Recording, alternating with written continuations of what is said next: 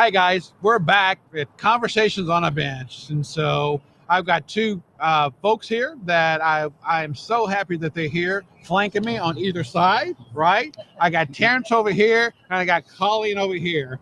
And Terrance Harper is our Chief Program Officer for men, and Colleen Gore is our Chief Program Officer for women. And so I asked them here. This is my first twofer, right, on the bench tonight, and it's going to be fun. And so we got a few minutes here with you.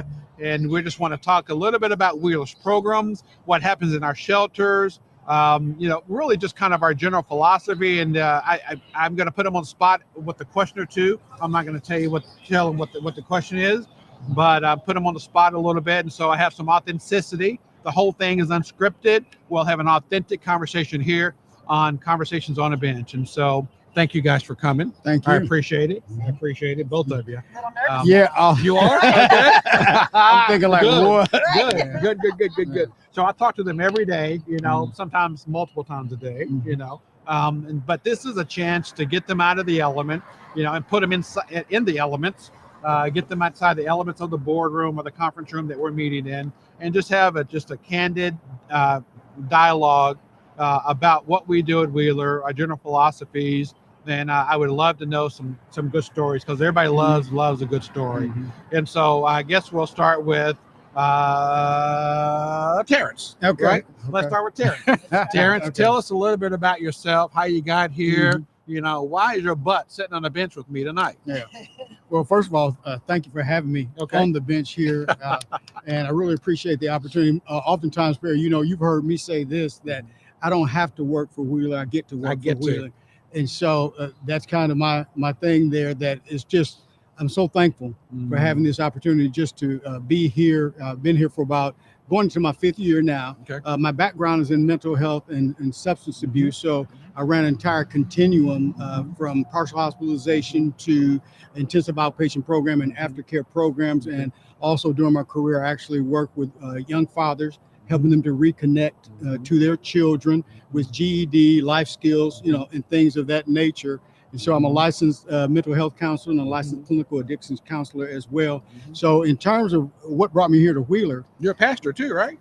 ordained minister and have minister, have pastored. Have pastored for a number of years as well. So one of the things that brought me here to Wheeler was that I was at a point in my life where I knew that there needed to be a change, just in terms of career-wise, because I knew what I was doing. It wasn't that I was so much stuck, as much as I just knew that it was time for something else different. And so it was during the COVID era that I just began looking and seeing what was out there, and happened to come across the opening for the Chief Program Officer here at Wheeler.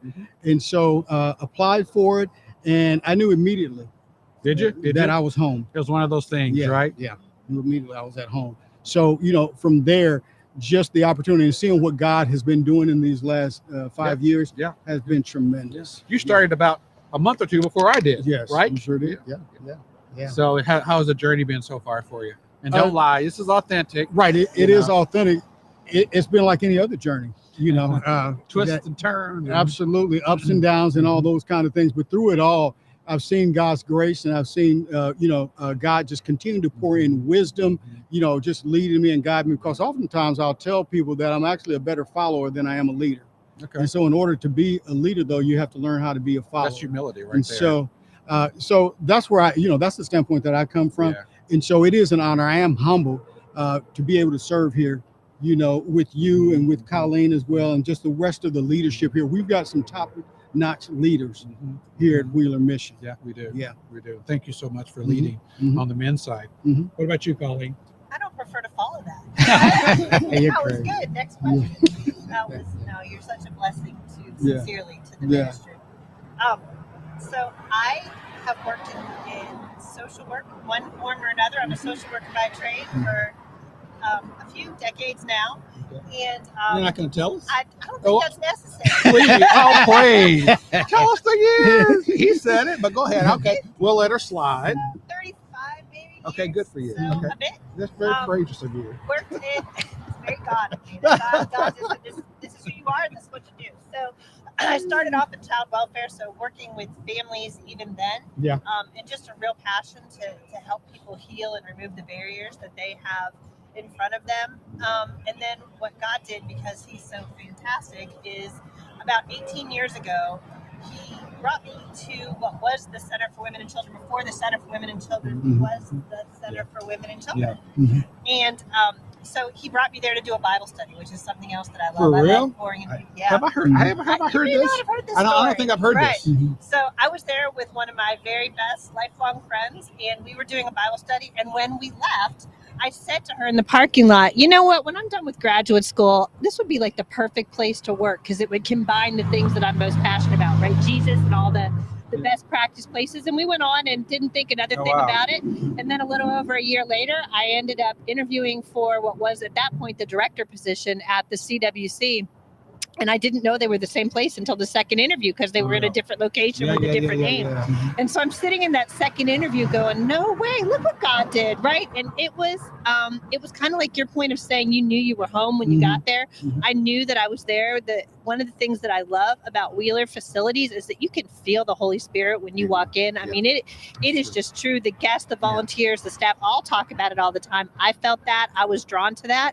And God has let me serve here now for 16 years in a couple of different roles. So that's how he got me here. We're very, very happy to have you.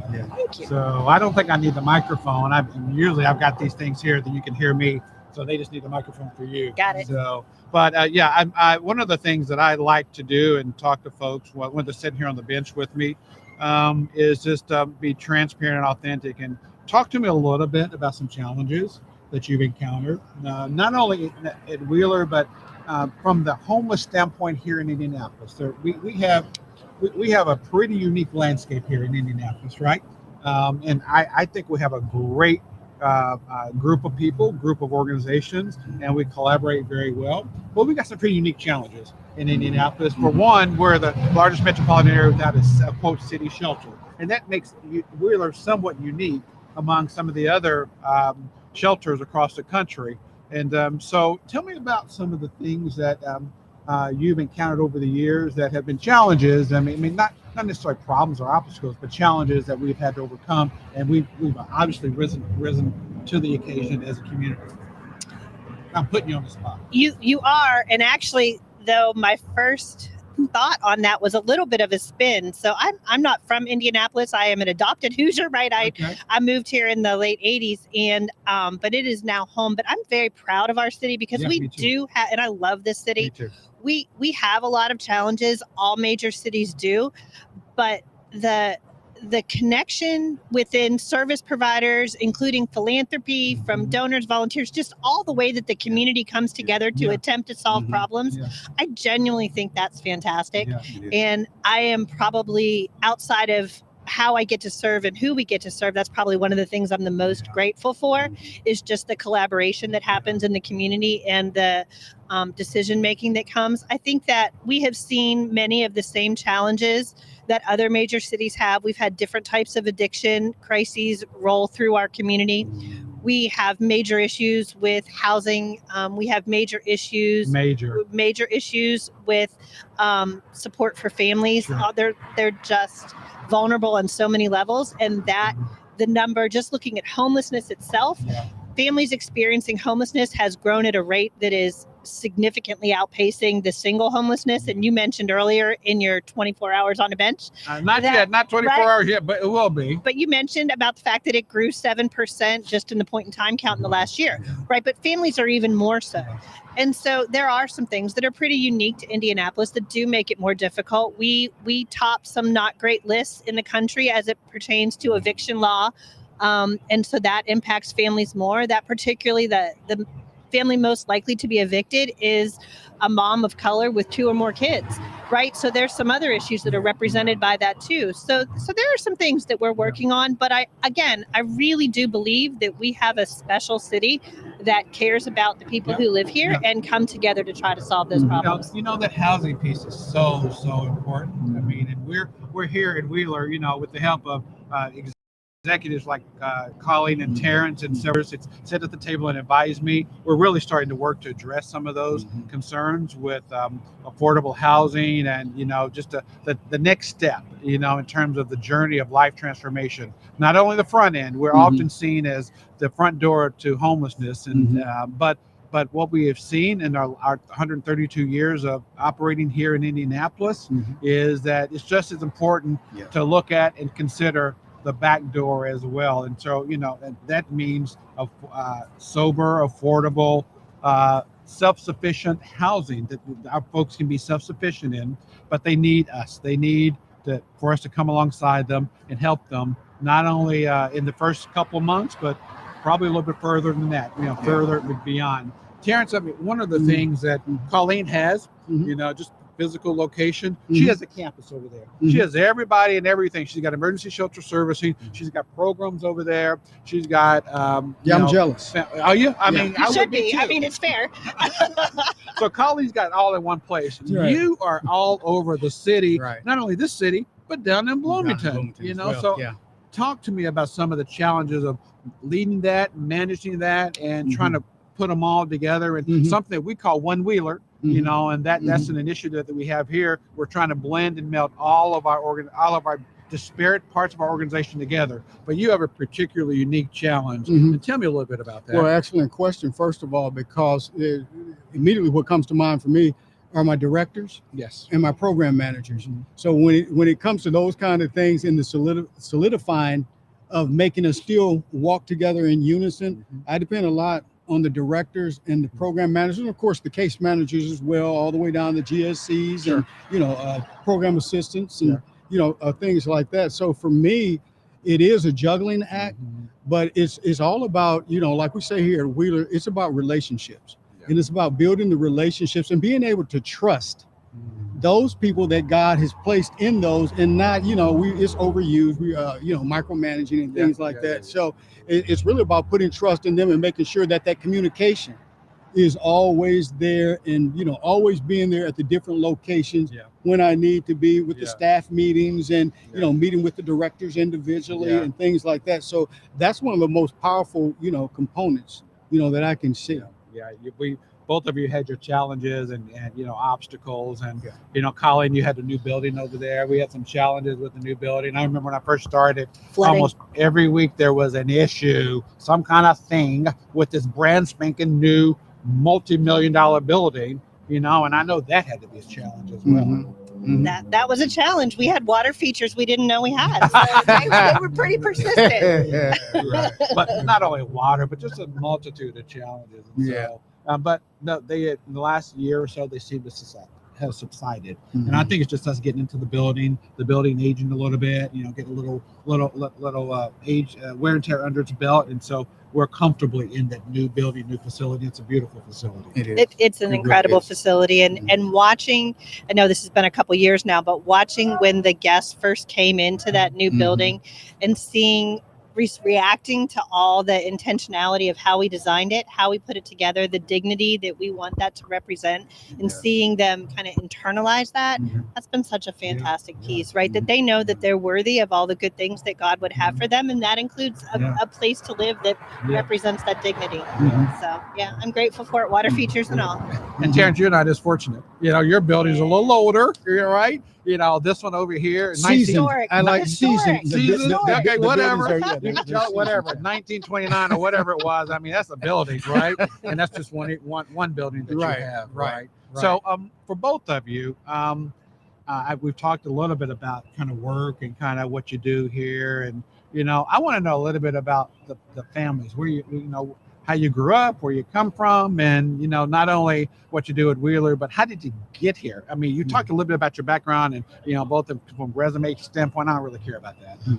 I'm sorry, I just don't It's care. great from our boss. I don't care about that. I don't care about the resume stuff. Right. It's about people. It's about people's experiences and the perspective and the context in which you are making decisions, because that's what I depend on you guys for. I depend on you for wise, godly counsel in everything that we do, and so it's so important to know kind of what you've been through and where you come from. And so, who wants to start and answer that kind of question for me? Holy moly! All right. Okay, Terrance. So I was raised with aunts and uncles. I'm from up north, South Bend, Indiana I didn't know area. that. Yeah. I didn't know that. So born and raised there, and raised by my grandmother.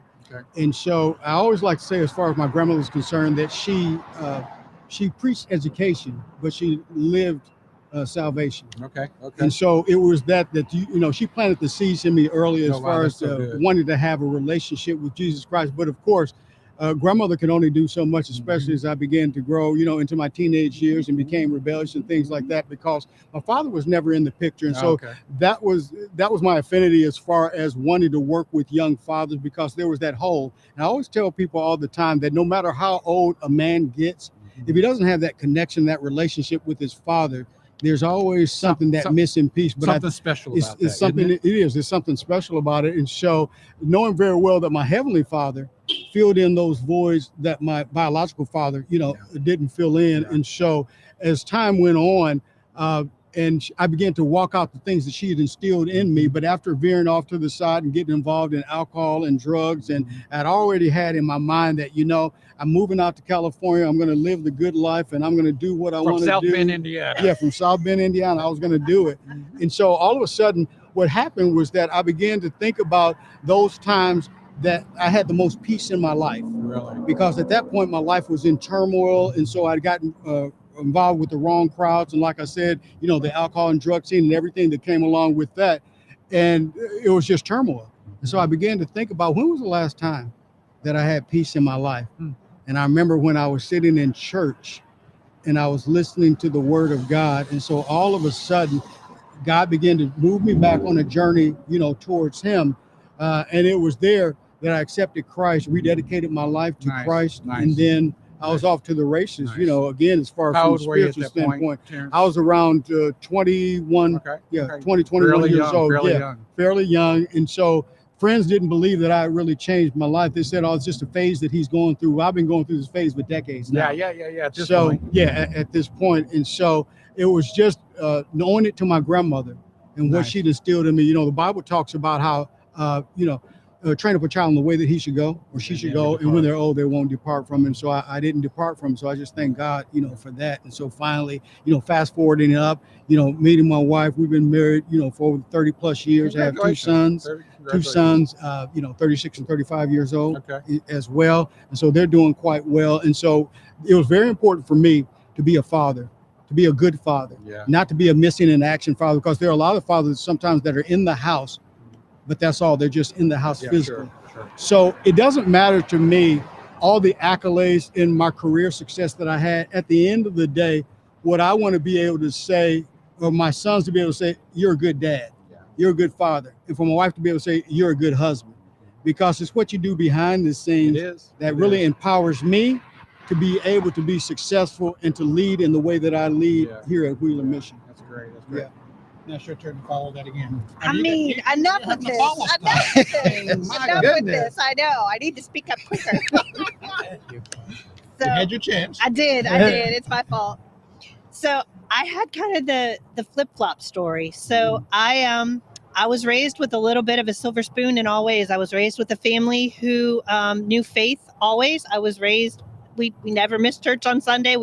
That was just who we were. For generations, that's who my family was. And I was a daddy's girl, had a wonderful dad. My mom was, all of those things, right? I was the youngest of three. My siblings are 10 and 9 years older. So I was the gift to the family that they had been waiting on, right? Right. Well, Colleen. That's Colleen, actually, if you're going to say it. Yeah, true. Colleen. Okay. True. And then I went to college and I met my husband, and he loved the Lord deeply. Even as a dumb kid, right? He loved the Lord, and we genuinely used to sit. Nobody probably ever believed it, sitting in a fraternity house, but we'd sit for hours and talk about the Lord. And my faith grew so. A true story. Really? Even if my kids are watching, it's still a true story. I hope right? they're watching. Right? Our family's. Hey, listen, my family better be watching. I'm sitting out here cold as it is. Terrance, with his head, he made me turn down the heater. Sure. So he didn't want to get sunburned. Yeah, he didn't want to get sunburned, but I'm sitting there freezing a little bit. I want this segment to hurry up so I can turn it right back up. My family knows it. It is a little chilly. It is a little chilly. So I was blessed with a husband who was raised in the Lord from a family of faith, and that was beautiful. And we got married and started our lives, moved up here to Indianapolis and had our first child, and things could not have been more fantastic, right? And then God needed to start equipping me for some things. And within a very short period of time, literally months, my husband lost his dream job. And about 3 months later, my daddy was diagnosed. Daddy sees still. He's been gone for like 30 years. Yeah. But my dad was diagnosed with lung cancer, and he passed away within a year and a half. My husband's mom was diagnosed with breast cancer, which thankfully she sailed through. But that was the beginning of a really turbulent time. And within a year after my dad died, John and I lost a daughter. And that was, there's no words for that, right? But we were deeply planted in a church. We were deeply planted with a small group by that time. And they walked alongside us while we walked through nightmares that we didn't feel equipped to walk through. You know, we were young kids. We were 29, 30 when all that happened, maybe 31, but still you get the point, right? And so then we were blessed with our next 3 kids. And when my youngest was 2, I was in my early 30s, I was diagnosed with cancer. And so we spent you didn't know this story probably, huh? I did not know half of this. But the beauty of this, and it's the part that I'm skipping, is where God met me in all of those pieces, because I had always taken for granted all the things that you get to take for granted when you have an easy life, and God just is, because he's always been. The sky is blue and God is real, right? But I never had to figure out what that really meant for me until I'm watching my husband sign to turn off the life support for my daughter and holding her in my arms as she passes away, right? And so God took all of that, and he showed me things about me that I didn't know. He showed me who he was. He showed me that was what I needed. That was what I was missing. That was what I wanted to tell everybody else about, because I promise you, without Jesus, I'd be rocking in a corner still, right?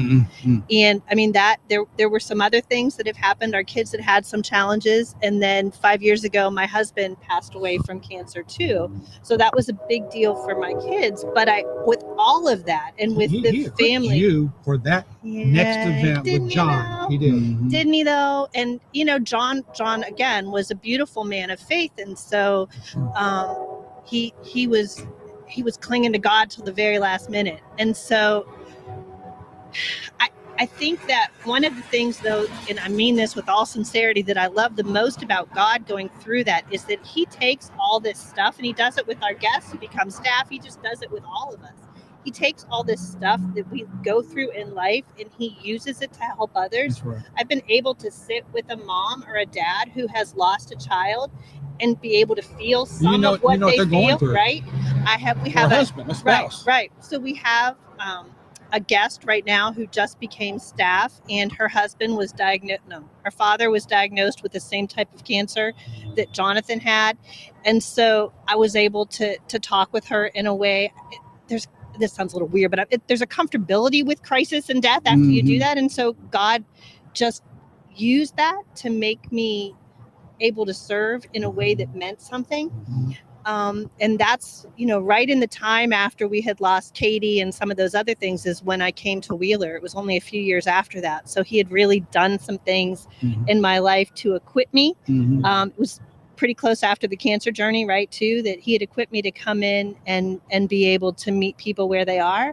I think that I just think he's pretty awesome. And I genuinely, I know it sounds cliche, I don't know how people do that stuff without Jesus. I really genuinely don't. And just the meaning and the purpose, and I'm just grateful for him, and I'm grateful for the ways that he continues to show up, and I like sharing that story with others. Amen. For both of your lives, thank you. I mean, Jeremiah 29:11, for I know the plans I have for you, declares the Lord. I mean, he definitely had plans for you, and he had plans for you. It's just been, and you bring both of you bring all of that. You meld it all, and you bring it to bear every day, because of my 200 plus employees or so, you have the bulk of them. I mean, they are the folks who deal with our guests, and that's what we call them, guests, every night. And Colleen and Terrance lead those teams of people who go through incredible odds and incredible journeys each and every day with the people that we serve, and that's what makes it such an incredible honor to do what we do every day. I say often that we are a ministry of second chances. Amen. God is a Jesus of second chances. Amen. And so that's where we are. And one of the things that I love about our programs, Mhm. is that we aren't just, food, clothing, and shelter. right. People love, people think that's who we are, Mhm. but they don't know the half of what we do. No, they don't. So tell me, either, you told a great story. I want something funny. I want something funny at 10:20 at night. Give me a laugh. I'm sure you've got some stories, girl. Okay. And I'm Terrance, I know you got some stories too. Yeah. So if you've got a funny story that, and there's probably a moral to the story too. Just don't tell me something funny, but tell me something with a moral to it that's funny. Colleen's laughing the most, so I'm gonna let you talk about it, because Colleen. I'm going through my mental Rolodex Yeah, I'm trying. thinking what the story. I told you yeah. to put you on the can't. spot. That's Yeah, what yeah. that's the spot question. Yeah. Oh my gosh. Well, while you guys are thinking about that, Yeah. one of the things that Terrance and Colleen were already on the executive team when I got here under Rick Alvis, and so I was the new kid on the block. I was the last member of the executive team at that time, and they helped me so much. And I just want to publicly, I know I think you privately, both of you, but thank you so much for what you did to help We like you. acclimate but also just especially, as God called me to be the CEO and lead the organization, I told both of you I would not do it.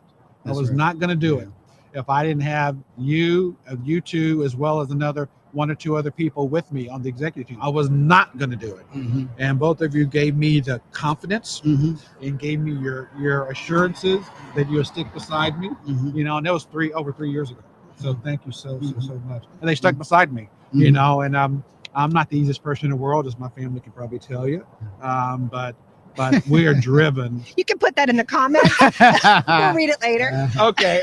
Don't do that one. But speaking of comments, we had a question, and I want you to answer it. Right? Let me read the question. So, people could they had the opportunity to email or text us questions, and one of the questions is, what is being done to protect the animals and the humans who are homeless during winter months? So, talk about the animals if you want to first. Yeah. So there is an organization, SOAR, that works specifically with people. What's it called? SOAR, SOAR, for people experiencing homelessness and the animals that they love. So there are some resources out there, but there's probably not enough, and there probably needs to be more.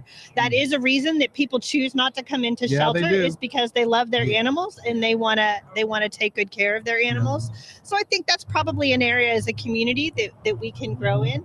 I know in some of the talks that the city is doing with some planning, they've mentioned some things that they're considering. So I think that's encouraging. I have fluffy kids, so I appreciate the need to take care of our animals. In terms of humans, I said when I was first sitting here about how much I appreciate our community for coming together, and over the last couple of years there's been a real intentionality with a collaborative effort to try to have a system with a lot of people involved, a lot of different agencies and entities, to try to serve as many folks as possible during the winter season. Winter contingency, so it's the time when we kind of ramp up our services in Indianapolis. And what is that going to be this That year? It's begins changing a little December. bit. Yep, it starts on December 1st and goes through the end of March, and there will be some additional information coming out, but it is just a real intentional effort to make sure that people stay safe during the winter time. Those are the coldest months here in Indy, right? I mean, it's physically not safe to be outside. Very true. And one of the things that's unique about what we've been able to do at Wheeler, because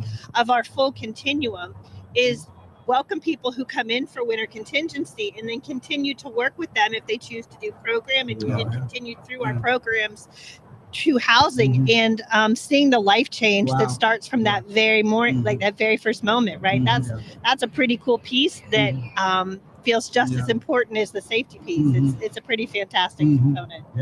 That's great. You answered the question well. Thank you so much. All right. There is a mission, an organization called the Denver Rescue Mission, or maybe the Springs. I think it's Denver. Maybe Springs Rescue Mission. That's right. Yes. They have an animal shelter. That's Springs. Springs Rescue Mission in Springs, Colorado Springs. Colorado Springs. And so they do a great job. They've been doing that for decades. And so they've got it down to a science. We're not quite there yet, from a kennels for all the animals right outside. It's not who we are. It's not it's probably not even a direction we're going to be heading in, but because there's so many other organizations, so we could use more, but there's at least one organization that does it in town, and so we're so grateful for them for doing that.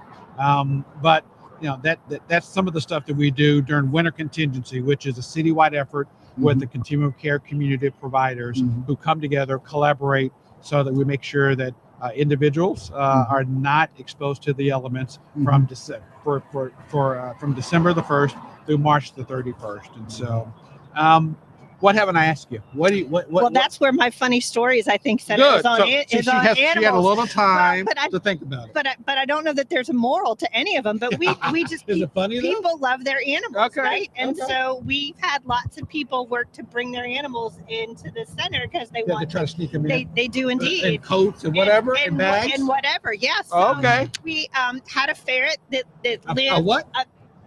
A little rat? A ferret. A ferret? I'm not an animal lived person. under I apologize up front. I am not an animal person. Are we taking care of my son's dog? Of course we are, because my wife is an animal person. And you know what? I've been married to her for 39 years, and what she wants, she gets. Okay, tell me about the Which ferret. is smart. So, but the ferret lived undercover for a while because people wanted the ferret to be in the building. So they Undercover? they were trying to work together to protect the ferret. It's a conspiracy. Now, it was a conspiracy, but I get it. Like, I can relate. That makes sense to me. What was not a conspiracy is that somebody had 2 iguanas, and so right, lizards. And so what she was very focused on getting them in. So she would put them under her clothes when she came in, and we'd been hearing stories that there were lizards in the building. But we hadn't seen them, right? And then she was coming through security at one point, and there was one popping out. So that's funny. That is so funny. she loved her iguanas. She loved them. It's just the rest of the center didn't quite feel the same way. No, I mean, we're not a place that responds well, works well with ferrets or iguanas. Yeah, the ferret was cute. The Yeah. iguanas, And neither one of them got loose, and none of them got loose in the buildings. Well, we have had other things get loose in the buildings, but Okay. yeah, like dogs will come in from the neighborhood and Okay, I understand. try to run on. We had a pony on the elevator once. A pony? Yeah, On the elevator. on the elevator. How the heck You talked did to a pony Bethany get on the LaRocco. elevator? Bethany LaRocco put Okay. a pony on Beth, the elevator. we're going to talk to you. I need to understand that story, in full context, right? Colleen told on you. You told on us. I did indeed. We had a pony on the elevator. Okay, So, you got any funny what you stuff? got, Terrance? I can't top that. I really can't. I can't Yeah. top it. No, I'm not even going to ask you to talk. So, but I want to thank you guys for all you do for Wheeler, all the years you worked, and the multiple more years, both of you, that you're going to be working, and helping us, steer the vision and steer the next 10 to 15 years of Wheeler. I'm putting some time frames on the next 10 to 15 years here at Wheeler. But we've got a lot of work to do. Yeah. There's a lot of challenges, but I don't look at them as challenges. I look at them as opportunities. And I think God has brought the team that he needs to bring together. really We has. all have different skill sets. And we just heard from a consultant today or yesterday about our programs and our program effectiveness. Wow. We're doing a good job. Yeah. We're doing a really, really good job. And now it's backed up by empirical data, qualitative and quantitative data that makes my heart sing, because I'm a data nerd, and I know Colleen is a data nerd too. But it makes my heart sing that we have it backed up now. So we have all the evidence we need. But I knew it in my heart that what we're doing is working.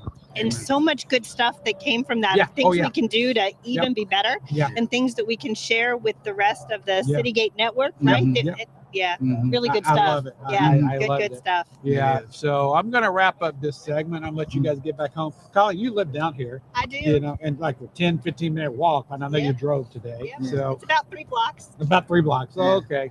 Good How long you Lord. got, Terrance? Terrance, 25. Yeah, you got to drive. Terrance has got 25 a kind of Yeah. a drive in Yeah. front of him. Yeah. So, but But I'm at least I get to go. You're still going to be here for a while. That's oh, true. oh, yeah, I'm going to be right here on this bench, for, I don't know, 12, 14, no, at least 14 hours. Yeah. And so, yeah, I'm here. I'll be in my bed in 10 minutes Are you from going to now. watch me? Yeah, I know you're going to be watching. On my phone. I'm like, oh, poor Barry. Yeah. Well, at least in the morning hours at 2, 3, and 4 o'clock in the morning, some other rescue mission CEOs, Yeah. folks in Dallas, I'm talking to someone in Fresno, the CEO in Fresno, and CEO in Dallas, in Evansville, all around the country. People we're going to be up, other 60 to 70 other CEOs just like me. So Fantastic. trying to bring That is. awareness to the issues and barriers that are facing individuals experiencing homelessness, and also in recognition of World Homeless Day. So I want to thank you guys for being here on Facebook Live and YouTube. I don't think I'm going to forget that story about the little rat known as a ferret, or the Pony. lizard The pony known on as the- iguanas. Yeah. So, or the pony. I am Pony in the elevator. I am disappointed though that I have not had an opportunity to bring my grandkids into this conversation, Perry. We've sat here for an hour and a half. We And I have. haven't mentioned. Put a shout out to your grandkids. You got to do that. Go ahead. Grandma Yaya loves you. Yaya. Yaya. Grandma Yaya. Okay. Yeah. All right. Terrance, you don't have any grandkids yet, do you? Not yet. Okay. Yeah. I got two. Yeah, hi, Abigail. Hi, Isaac. Your butts is 10:30. Your butt should be in bed right about now. So anyway, they're telling me I got another couple of minutes. So I'm not going to have you guys sit here with me. I'm going to wrap it up. And then I'll just talk to our folks who are braving, staying up at 10:30 and watching us here on Facebook Live or YouTube. So thanks a lot, guys. All right. Thank you. Thanks a lot. I'll All see you right. tomorrow. All right. Okay. All right. Thanks a lot. All right. Thank you. Okay. Okay, guys.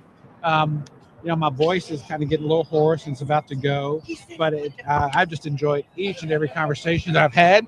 Each one's been different, but you know what? One of the things I love to do is to listen. My family might not think so, but I do love to listen. And that's what I'm here for, to have conversations on the bench, authentic, honest, transparent conversations, so that I can be better informed as a CEO of the largest mission here in Indiana about what to do, to help our brothers and sisters who are experiencing homelessness. And so that's about all I got. I don't have anything else, even though they're not giving me a countdown, but I know it's about time to go. Thanks.